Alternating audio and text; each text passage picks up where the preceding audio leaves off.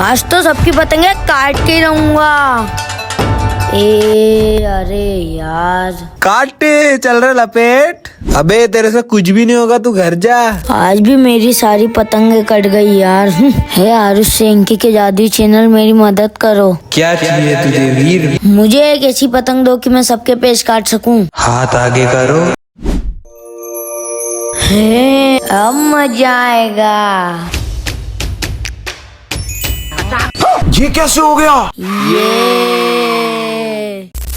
आपको भी ये वाली जादुई पतंग चाहिए? वीडियो को लाइक करें और चैनल को सब्सक्राइब करें।